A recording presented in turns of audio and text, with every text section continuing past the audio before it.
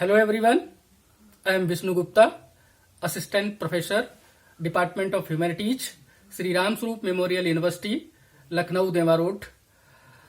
Today's topic for discussion is Introduction to Modernism and Literary Modernism. First of all, we must know what is modernism. Modernism is a movement. It is both a philosophical movement also and an art movement also. It is in philosophical thinking also and artistic representation also.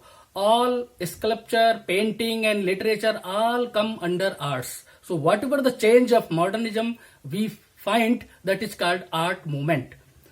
Now you must know this modernism is self-consciousness. Means it self-conscious, it is worried about itself also. That is modernism. And self-reliant also. Self-reliant means it dependent upon it. It does not wish to become dependent on any other external agency. This is the feature of modernism. Now, how did it begin? How did the movement of modernism begin? It begins, especially in the field of literature, it begins with the T.S. Eliot's remark. When first time T.S. Eliot writes the review of James Joyce's Ulysses. We must know James Joyce is a great writer. She has written a novel entitled Ulysses. Ulysses is the title taken from Homer's Odyssey. Ulysses is a major character, and this is an example of intertextuality also. But James Joyce has entirely converted the representation of Ulysses whatever was in the classical period.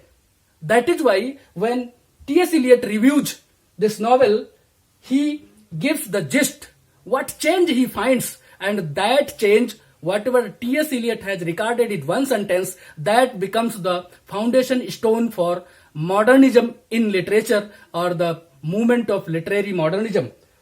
The statement that Eliot gives is immense panorama of futility and anarchy that is contemporary history.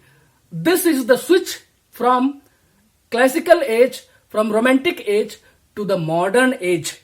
And this is also the class demarcation of change in literary forms. Why? Because of in society, in human behavior, there are changes. This particular statement informs many things. The futility and anarchy, this has come in the society, and that is why the human society is affected by that, and that is why he regards this is the contemporary history.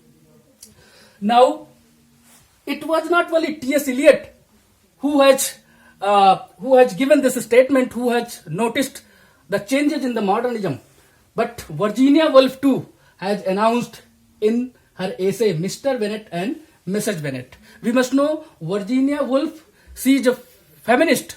She is also called the mother of feminism. She has written one essay, very famous essay, Mr. Bennet and Mrs. Bennet. In this essay, she announces on or around 1910. She gives the particular date, on or around 1910, human nature change. These are the announcement, the beginning of the modernism. Now, what are the factors? Why human behavior changed? These are the factors.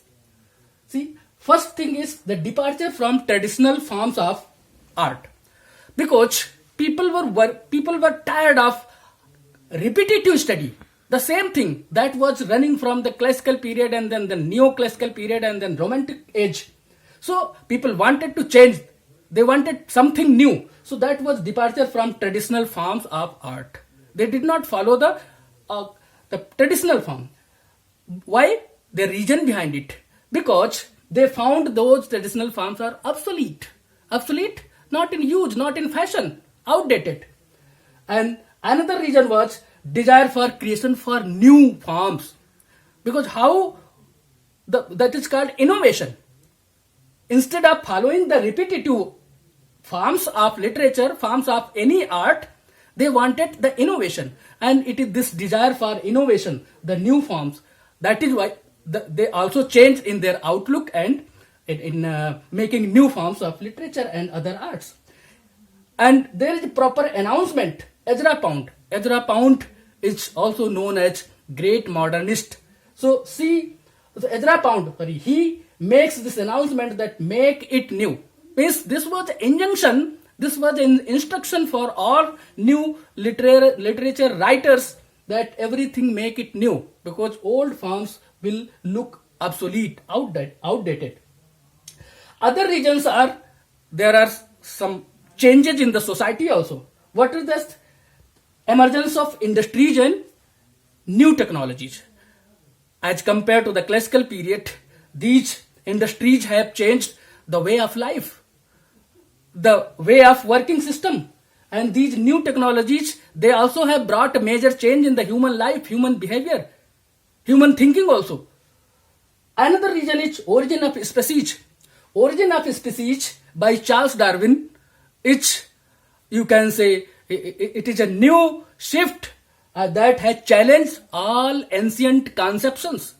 It challenged this scientific outlook towards reality, scientific outlook towards human behavior. This was the major challenge, and it gave new way of thinking. This thinking was scientific inquiry into things, and without rational, without facts and figures, nothing will be believed. So that was challenge for the old forms and old behaviors and all old conceptions of all arts and philosophy as well. Next thing is that emergence of urbanization, because along with the development of human society and political forms, people have got updated, innovated. There was too much development in the cities and societies, and this urbanization has also changed the outlook of human society, living standards, behaviors, everything was changed. That too has to be reported in literary forms, because after all, literature cannot be outside of the society, outside of the human behavior. Literature is part and parcel of not only literature, every art is a part and parcel of society, social behavior, human behavior. The next reason is fear and frustration, the uncertainty due to the world war. This particular age, the 20th century, had saw the very derogatory, very particular system, not system, the world war. It meant world war. World war changed entire thinking. It made disturbance in the society, and because of this too much bloodshed, disturbance, people were afraid of their own lives. They were frustrated. What will happen to their future? And the future as well as life both became uncertain. And it is because of this uncertainty that were two changed. So literary writers, literary artists, they had to report this thing, and that is why they have to present the contemporary lifestyle this way. This begins the modernism, and those artists who have recorded these things, who realized these things, and they reported, they believed, they were called modernists. So all those literary artists, all those artists who practiced these features in any form of art, they were called modernist. And this is the beginning of modernism in all arts, both philosophically and artistically. Thank you very much. That's all.